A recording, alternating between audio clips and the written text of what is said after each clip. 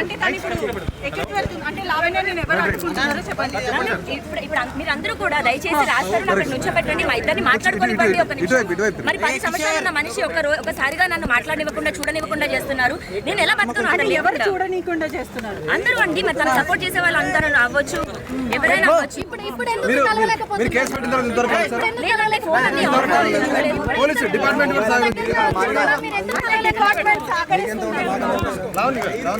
ఏమి తప్పు చేయని మనిషి ఎందుకు తప్పించుకుంటాడు? తప్పించుకొని వెళ్ళిపోతున్నాడు. సమాధానం చెప్పండి.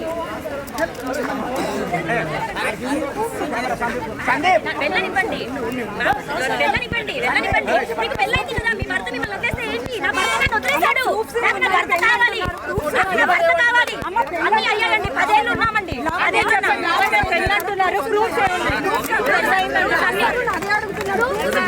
ఉన్నాడండి నాతో, 10 ఏళ్ళు ఉన్నాడు.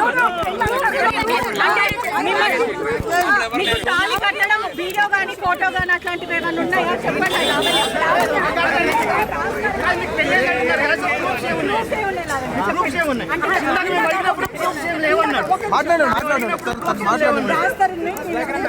పెళ్లి గురించి రాస్తారని ఏం చెప్పాడంటే చూపించిందా అని అడిగాడు.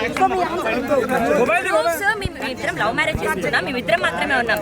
మేము పెళ్లి చేసుకున్న 3వ నెలకి మేము పెళ్లి చేసుకున్న సెల్ఫీస్ ఉన్నాయి, సబ్మిట్ చేయడం జరిగింది. పెళ్లికి సంబంధించినవి గుడిలో నా మెడలో తాళి ఇలా కట్టినప్పుడు మేము ఇద్దరం దిగిన ఫోటో ఉంది, అది సబ్మిట్ చేయడం జరిగింది. అది సబ్మిట్ చేయడం జరిగింది. 10 ఏళ్ళు నాతో ఉన్నాడు, అదే పెద్ద ప్రూఫ్ అండి. అన్ని ఉన్నాయి, చేసేసామండి, అన్ని సబ్మిట్ చేసాము, అన్ని చేసాము. కేసు అయింది, ఎఫ్ఐఆర్ అయింది. ఇప్పుడు నాతో నిన్న పడుకున్నాడు, నాతో నిన్న తిన్నాడు, నాతో అబార్షన్ అవన్నీ పెట్టాల్సిన అవసరం లేదండి. అవి ఏం జరిగాయో అవి మేము కోర్టుకి ఇచ్చుకుంటాము. అవును, డెఫినెట్ గా 2 సార్లు చేయించాడండి. పిల్లలు అప్పుడే వద్దు అని 2 సార్లు చేయించాడు.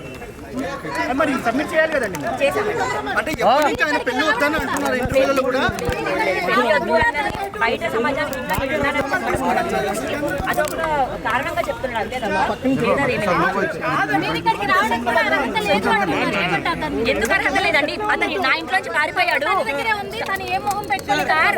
ఈ కార్ చూడండి, అతను కానీ అతను వారి ఫాదర్ కానీ రాస్తారు, నిల్లు రాస్తారు, కార్ తీసేసుకున్నాను అంటారు.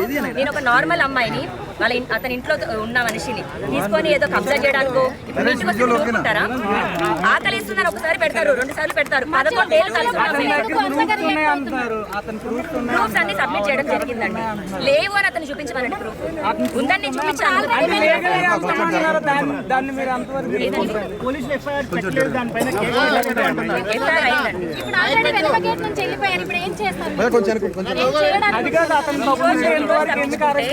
ఈ రోజు తప్పించుకుంటే రేపు దొరుకుతాడు కదండి. రేపు వెళ్తాను, అతను నాకు సమాధానం చెప్పనంత వరకు నేను వదలను.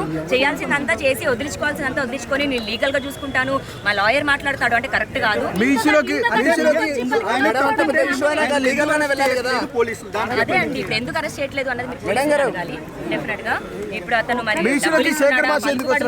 అన్నది నాకు తెలీదు. నేను ఒక కామన్ అమ్మాయిని, నేను బయటకు వచ్చి న్యాయం కోసం పోరాడింది, మీడియా హెల్ప్ తీసుకుంది.